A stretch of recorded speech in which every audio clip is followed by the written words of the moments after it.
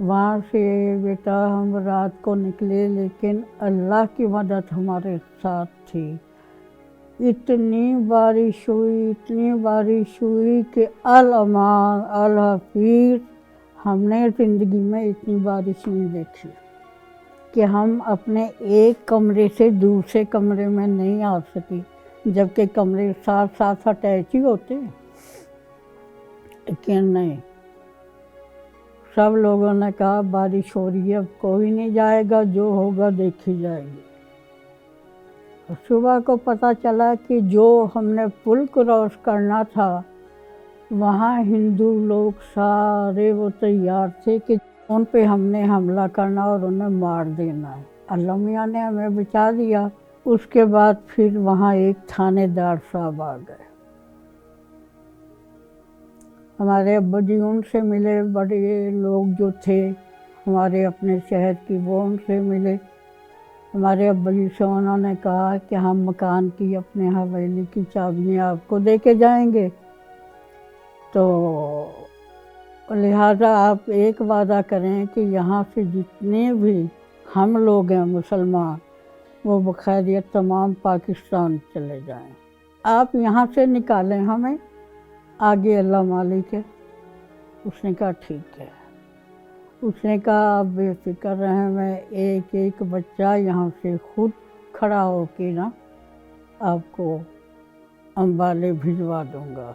हमारी जो बुज़ुर्ग औरतें थी, बूढ़ी, हमारी नानी दादी, उन्हें पहले गाड़ी में बिठा दिया था बस में कि आप चलें, हम आ रहे हैं। बेटा जब वहाँ पहुँचे तो वो बस फुल हो गई, वो चली गई अम्बाले के लिए।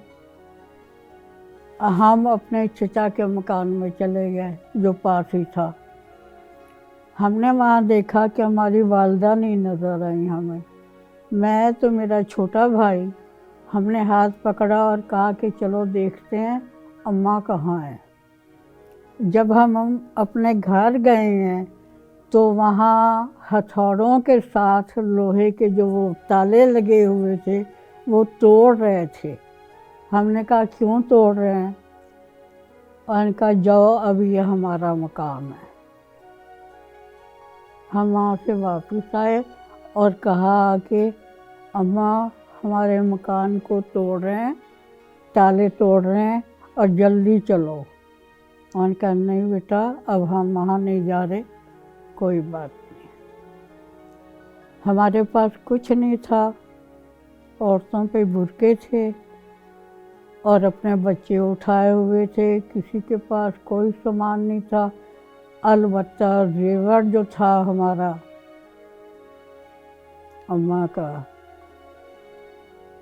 वो हमारे खालू के पास था शाहबाद में। शादी करने आए थे ना हम, तो अम्मा मैं ही रह गई थी कि ये हालात ख़राब है, आप भाई अपने पास ही रखें।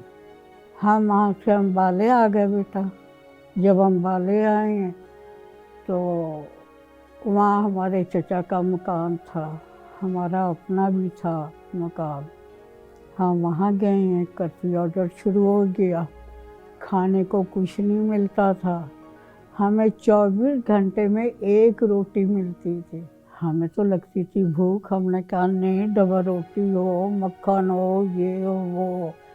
अब कहना पाकिस्तान जाएंगे ना फिर वहाँ खाएंगे। हमने कहना अच्छा। हमारे अब्बा जी का जो अम्बाले छावनी में सामान था वो भी अम्बाले रखा हुआ था। जब कर्फ्यू ऑर्डर खुलता तो फिर हम वो जाते, सामान वहाँ मेरे बड़े भाई जो थे दो, उन्होंने वहाँ किताबें बेचनी, जो सामान बर्तन पड़े थे वो बेचने, और जो हमें वहाँ 2-2 आने 4-4 आने मिलते उसके हमने छलियाँ वगैरह चने वगैरह लेने तो वो खा लेने। आटा नहीं लेते थे बाहर से, उसमें ये शीशा पीस के दे रहे थे कि लोग खाएंगे मरेंगे मुसलमान। बहरहाल बेटा यहाँ से मेरे भाई ने, कज़न जो थे मेरे बड़े, वो थे इंफॉर्मेशन ऑफिसर लाहौर में। उन्होंने यहाँ से गाड़ी भेजी اور کہنا تجمل حسین کا نام لے کے تم نے وہ فیملی میں لے کے آنی ہے۔ انہوں نے وہاں جانا، زیادہ پیسہ لینا، دوسروں کو بٹھا کے لے آنا اور ہم وہیں رہ جاتے۔ پھر وہاں سے ٹرینیں چلتی تھیں امبالے سے، ہم ٹرین میں بیٹھ کے آئے ہیں۔ اس ٹرین کا حال یہ تھا بیٹا، جب ہم اسٹیشن پہ گئے ہیں نا، ایسا لگتا تھا کہ جیسے تمام دنیا کے لوگ یہاں آ گئے ہیں۔ گاڑی کی چھتوں پہ تھے لوگ، گاڑی کے اندر تھے، بیٹھے نہیں تھے، سب کھڑے تھے کہ جتنے کھڑے رہیں گے اتنی جگہ بنتی رہے گی۔ رات کو وہاں سے گاڑی چلی ہے، راستے میں شور مچا، گاڑی روک لی گئی ہے۔ ہماری دادی نے تو، ہمارے جو دوسرے تھے انہوں نے تو رونا شروع کر دیا کہ ہمارے بچے چھتوں پہ بیٹھے ہیں تو ایسا نہ ہو مار دیں۔ لیکن شکر خدا کا، جب ہم پاکستان پہنچے ہیں تو انہوں نے نعرے لگائے ہیں اللہ اکبر، اور سب لوگ سجدے میں چلے گئے کہ پروردگار شکر ہے تیرا، ہم اپنے پاکستان آ گئے۔ ہم نے لاشیں دیکھی ہیں، ہمارے اپنے بھی مر گئے پاکستان آتے ہوئے۔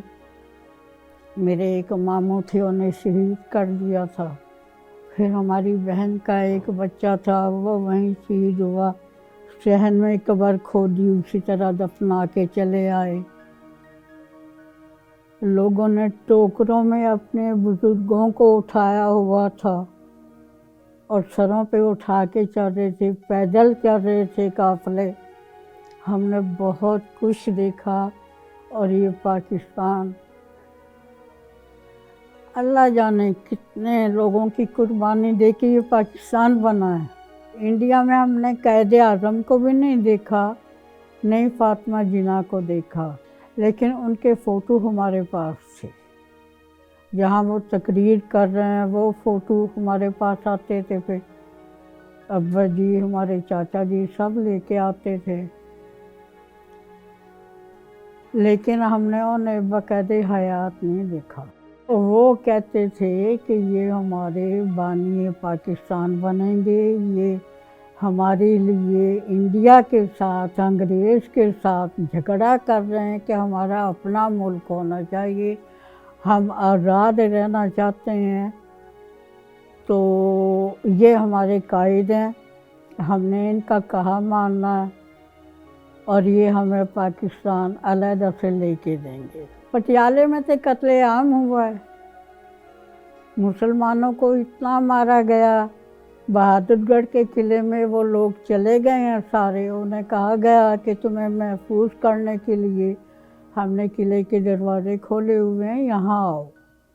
جب وہ آ گئے، جو اس وقت کا وہاں کا راجا تھا پٹیالے میں، وہ اچھا آدمی تھا، لیکن اس کی بیوی جو تھی وہ سکھ تھی۔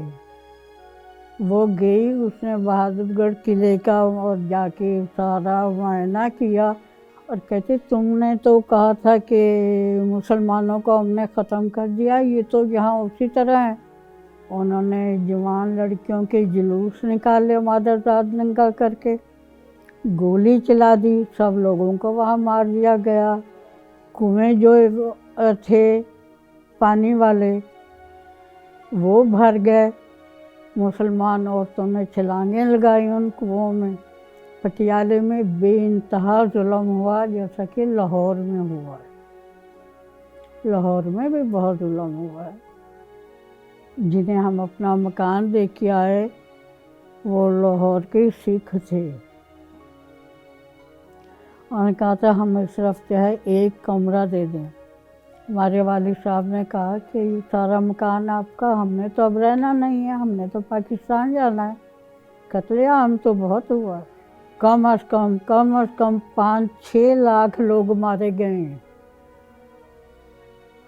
آج وہ کہتے ہیں یہ پناہ گیر ہیں، مہاجر ہیں، ہم پناہ گیر نہیں، ہم تو پاکستان بنا کے آئے، اپنی ساری جائیدادیں چھوڑ کے آئے، حویلیاں چھوڑ کے آئے۔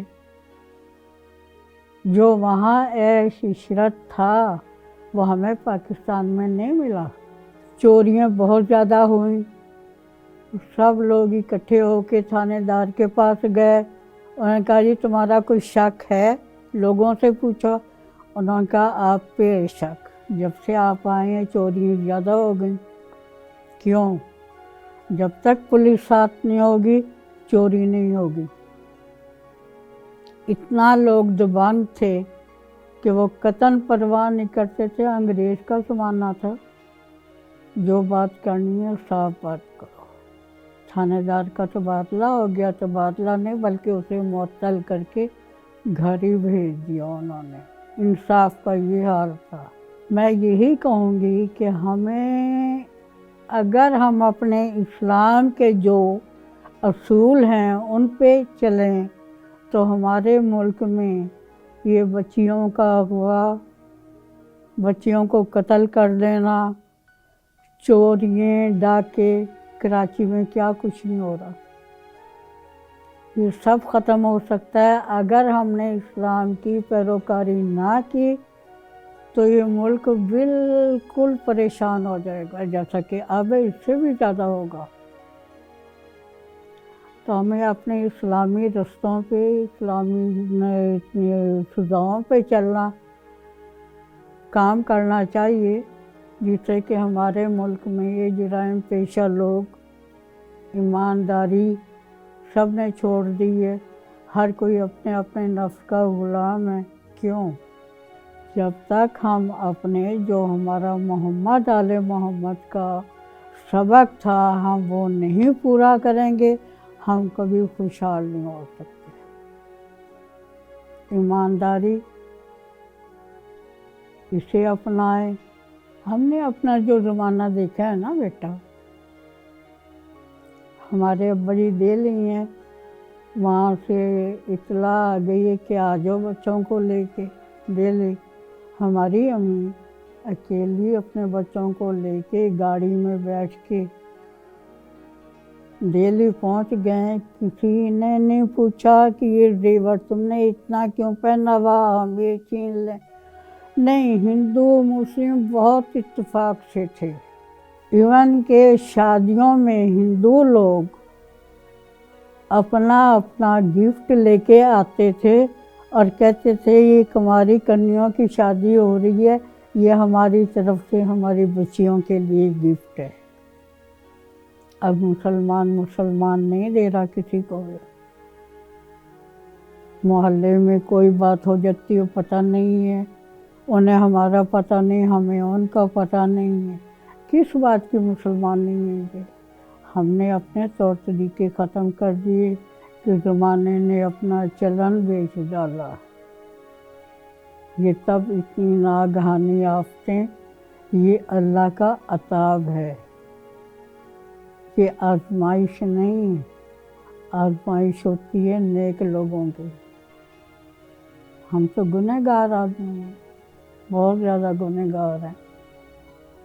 अंग्रेज़ों का ज़माना था, कोई परवाह नहीं थी, कोई हिंदू हो मुस्लिम हो।